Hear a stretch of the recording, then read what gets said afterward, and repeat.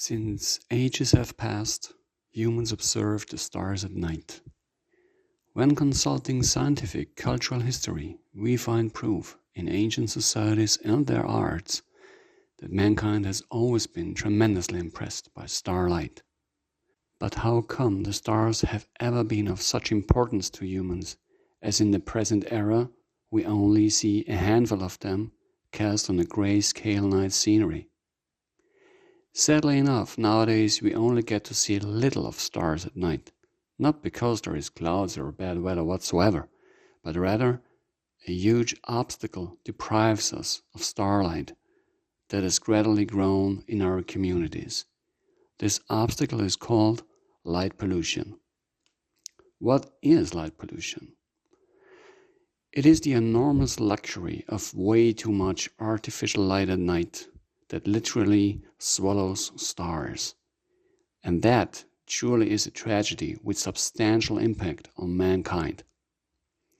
But let me explain this step by step and allow me to introduce you to the majesty of starlight, as well its cultural significance in the beginning and its scientific impact later on in this journey. Let us assume we're some 2,000 years back in time. Member of a caravan perhaps that has already settled for the night to take a decent rest before the travel continues the next day. What you get to see here is a beautiful landscape scenery at night that you most likely will not have experienced before so easily. You see, there are already countless stars in the sky as the sun has set and the night is on. But isn't there some sort of light smog in front of us? No, it is not. It is the very faint and subtle glare of sun's light being reflected on the interplanetary dust particles. We call this the zodiacal light.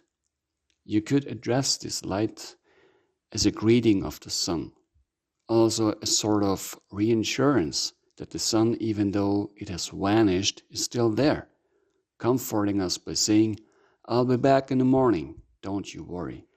On top of the zodiacal light, there appears to be a very bright star, but it is not.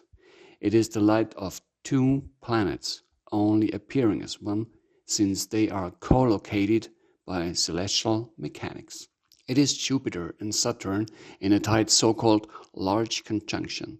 Doesn't it look a bit like a comet? And as all this happened to occur while these two major planets wandered through the zodiacal constellation Pisces, it might dawn to you that we are talking about a very peculiar date back in ancient times. The time when Jesus was given birth into this world.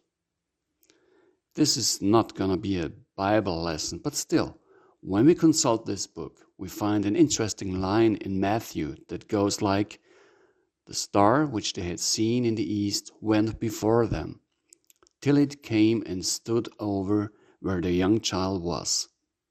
This indicates the three kings set their heading in confidence and in alignment to the starry light to find orientation.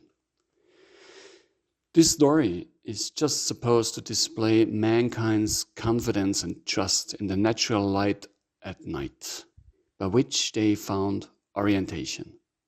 Considering the northern star for orientation, or Sirius, will make this a bit more clear. When Sirius displayed its so-called heliacal ascent, it indicated to the ancient Egyptians that it was about time to gather agricultural workers, as the river Nile would soon spill over its brim, appear in a much larger scale, pouring its fruitful mud on the ground, providing nutrition to the plants that were supposed to be poked into the soil, drawn, and harvested later on. Stars used to be a functioning calendar for those people. And this is another aspect of stars, their constancy in appearance. As starlight neglects races, nations, and languages of those who look up to them, there is no discrimination from the stars, as they keep shining in majestic brightness and luminosity to everyone on the earth, gazing up to them, no matter what language they speak, what beliefs they might cultivate, or whatever citizenship they might hold. Comprehending this, humans realized stars would ideally serve as a sort of transportation medium for the stories they found worthwhile being told all over the places of their culture. And those stories comprise of interhuman relationships, behavior, and tradition. Those stories have been collected and transformed into what is called mythology. The ancient people called the Chaldea a society who became the first ever to utilize the stellar constellations for displaying their insights in human psychological performance. They pinned their psychological knowledge in form of stories on the stars and constellations as they knew. These would constantly rise and just be visible on the celestial stage every night and therefore be available as a sort of psychological map that can be used instead of writing and drawing, making remembering the content much easier. Perhaps you wonder, how come the name Milky Way? What's the origin of this name and of this peculiar galaxy housing the solar system we live in? Here is a couple depictions that will explain how come. See here, Zeus and Hera, his wife. They were supreme royals in the ancient Greece mythology, governing all the gods as well as the humans they created. Zeus was well renowned for being quite reproductive, not only with his wife Hera, but also with all his lovers. One day, birth was given to this nice boy, an illegal son of Zeus. When Hera heard about, she has gotten so furious she would send assassins to kill the little boy, demonstrated here as huge snakes. But when taking a close look into the face, we won't find fear. Rather than Hercules, as he was called, just wondered how firmly he would have to grab the snake's throat to end its life. How could a merely 2-year-old boy be so powerful? Well, Jacopo Tintoretto explains it in this depiction. Every time Hera held her beauty sleep around noon, Hercules was placed at her breast, nourishing the boy with divine mother milk. This went well for a while, until the very day when Hercules sucked so fiercely that she woke up. When she found that bastard, she pushed him away immediately and cried out her detest. But when pushing him away, some of her divine milk spilled off and was distributed on the night sky, creating the Milky Way. This is not perfectly an evidence-based derivation of the origin of the galaxy we live in, but again, it shows how tightly mankind was linked with the stars and over a very long period was absolutely in sync with nature. The stars bestowed epistemes, and people loved to look up to them, as they found their gods in the stars, emphasizing their faith. Today's situation, of course, looks very different. There is almost no stars available, caused by the exceedingly habit of modern societies to light up all their cities and communities with artificial light. Therefore, we lose contact with nature at night. So, we have lost the stars. And we have also lost the source of faith, or perhaps we should say we have shifted such source to smartphones, bank accounts, and so forth. But why should this be a problem for us? In order to answer this thoroughly, let me first show you how we form epistemes nowadays. This is Chile, EO's beloved playground for astronomical scientific observation of the celestial nights. ESO is the congregation of almost half of the nations of the European Union, having strong confidence in the commitment of investigating starlight on a scientific level and holding the fingers on the pulse of evidence-based astronomical science in real time. There is no artificial light at night throughout the vastness of this colorful and beautiful country, in an area that expands over a couple hundred square kilometers to make sure no one ever will erect sources of artificial light at any place whatsoever. In 2011, I was invited as an astrophotographer and as a storyteller to come and see myself the most sophisticated place of such science. I loved those roughly 3 weeks so much and spent every night underneath the stars. I felt like being covered with a starry blanket, and I felt as snug as a bug amongst them, as the very dry atmosphere in Chile let the starlight shine so brightly that they appeared right next to me, like I could literally just grasp for them.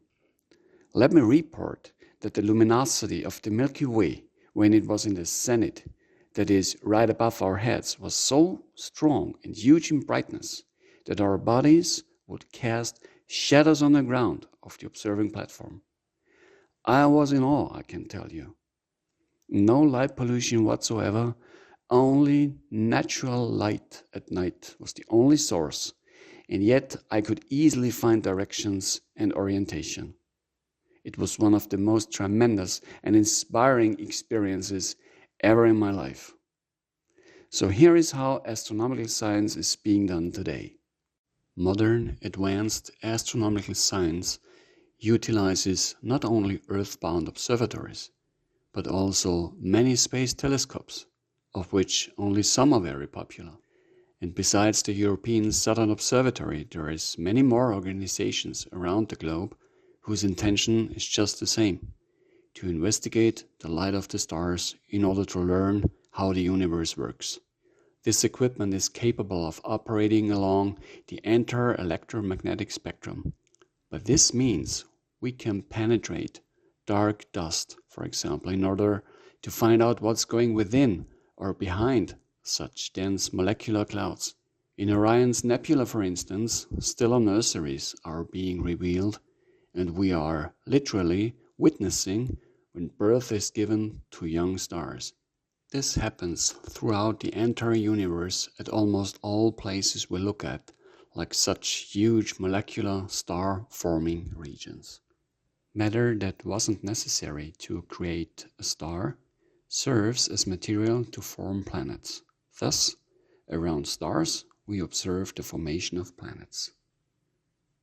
Stars should be considered as cosmic factories, receiving the order from the universe, go ahead and create heavy elements out of a credit of hydrogen. By means of nuclear fusion, stars transform hydrogen into heavier elements that are needed when the universe wants to come up with solid planets. Or in other words, all the elements in our bodies, oxygen in the blood, magnesium in the muscles, carbon in the bones, once were created in cosmic factories. Utilizing the laws of nuclear fusion, stars are capable to administer in their core region. It's just like the great cosmologist Carl Sagan once said, "We are made of stardust." Once a star finishes production, it steps ahead in its metabolism to develop a state that allows to share the exploit of fusion that it created over millions of years with the universe. This process runs in a gigantic explosion called a nova, supernova, or maybe even a hypernova. All the elements are being cast in outer space at tremendous speed and render the material needed to create new stellar systems. And hovering around the central stars of such systems, the planets, those stars are responsible for. So we truly can comprehend this process as a sort of cosmic recycling. Everything we know about the universe, the cosmos and its laws, we owe to the light of stars. A starlight really should be considered as an ambassador of remote worlds. Those very remote worlds are full of fascinating stories. And even though the information that is brought to us is really old, like millions and even billions of years, it contains everything we need to gather in order to understand and comprehend how the universe works, how it ticks, and how it runs space, time, and matter as we know of. Or in other words, looking up to the stars is looking back in history, and yet condensing the information into brand new insights on how cosmos works. Wrapping this up so far, we can easily realize now starlight is an ambassador of remote worlds, and it bestows our episteme. Here is a nice animation created by the Max Planck Institute. It displays the contribution of the entire matter throughout the cosmos, visualizing mankind's episteme of the universe. What you see is those mere 14 billions of years containing everything we have imaged, analyzed, measured, and categorized. But it's only 4% of the universe, as the remaining 96 have not been revealed yet and not understood at all.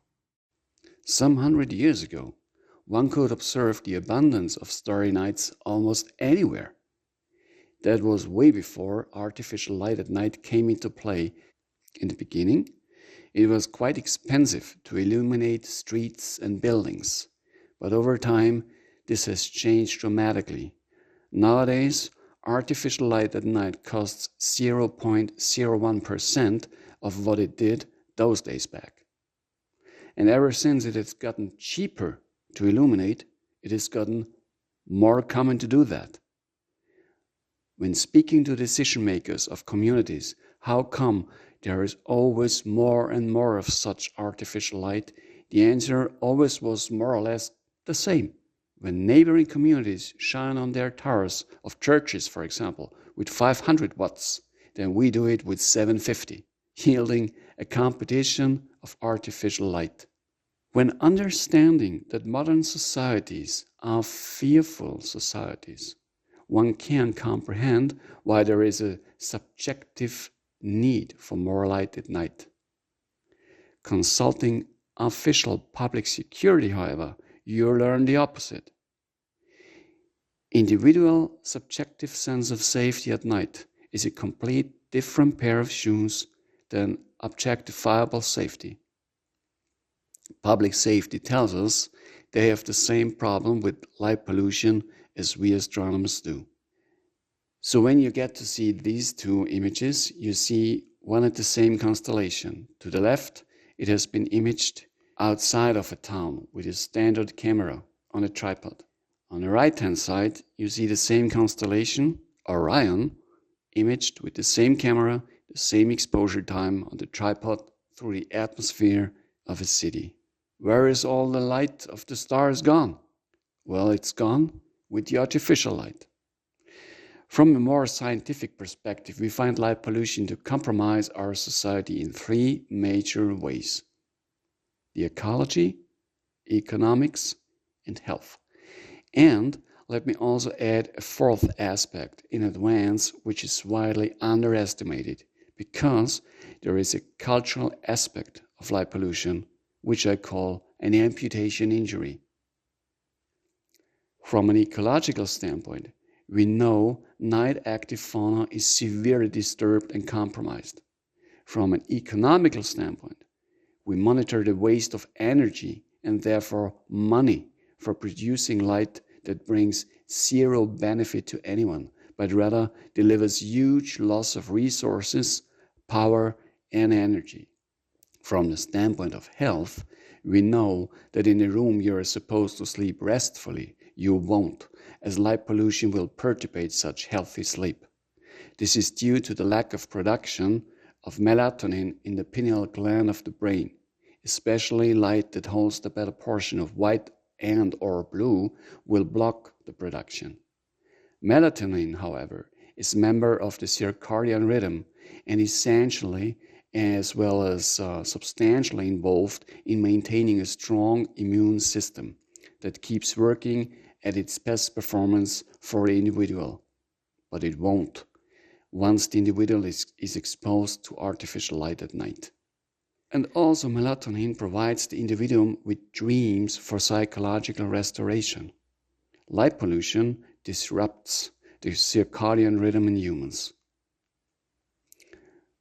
From a cultural aspect, we need to consider light pollution as a gate that shuts down the access to natural starlight that, as we have seen before, is the glorious provider of a vast perspective in outer space. It helps us to breathe deeply, and it enables us to think real big. Calling light pollution an amputation injury needs to be explained. We are shrinking our visual view from millions of light years down to a miserable portion of the entirety of nature, us as a nation, a city, or even a person that is no longer capable to gaze at the stars and be inspired to create an episteme. We are no longer able to listen to the stories being told by the ambassador starlight and to learn from it. So this is why I see us suffer from an amputation injury as a culture, as we cut ourselves out of the natural environment and the continuum that served our ancestors over ages to inspire them and help them create their episteme, their better understanding of the universe. We can be curious how future epistemes will look like in a rising next generation that grows up without being in contact with starry nature. Now, as we close the gate of perspective by polluting the atmosphere with outrageous amounts of light pollution that wastes energy and power, we run the risk of depriving ourselves to contact the universe, from which we have learned so many intriguing, enlightening scientific facts. The epistemes we have formed over thousands of years have been bestowed by the light of the stars. This light traveled millions and billions of years through space, just to be blocked away and swallowed up on the final approach to the Earth and its observers in the last 1,000 feet of an atmosphere that has been lightened up way too much, just because of not knowing it better, just because of fear, just because of ignorance. Once touch with nature is lost, you will not be able to establish a sane relationship. As there is no relationship between man and nature, as a consequence, responsibility for natural environment has no chance to grow in modern industrialized societies. Did you know that we only spend a handful of % of daytime in nature? The majority of time we spend somewhere inside. So it is no wonder that man loses touch to nature. How much time is left for nature at night? Science categorizes humans as Homo sapiens. Sapiens stands for being wise. So let me ask you a couple questions. Is it wise to spend the majority of time inside rather than to encounter nature again? Is it wise to continue polluting the atmosphere with even more light pollution? Hasn't a turning point been reached, and shouldn't we reduce light pollution and ease down artificial light at night to a more sane volume again? Compared with pollution of air or water, where sophisticated items and equipment is needed, that is very demanding in terms of times bringing it up and also very expensive. Correcting light pollution, somewhat trivial. All you need could be called the trinity of correcting light pollution: awareness, a switch, and the will. It is not about taking away the light at night, but it is about time to realize there is a need for a more responsible way of using resources like energy and light, rather than to waste it and compromise life, natural environment, and health, and depriving the next generation of maintaining contact to the universe in order to broaden their perspective. So it is about time to realize we need to broaden our perspective again. We need to understand we're depending on natural environment as we are a member of nature. We simply need to encounter nature again. and particularly the night and the light of the stars that will always shine for us in majestic luminosity and volume. If I had one wish to speak out today, it would be, please go ahead and walk the night. Gaze at the stars, become engaged with the stars, and let them inspire you to sense yourself being made of stardust.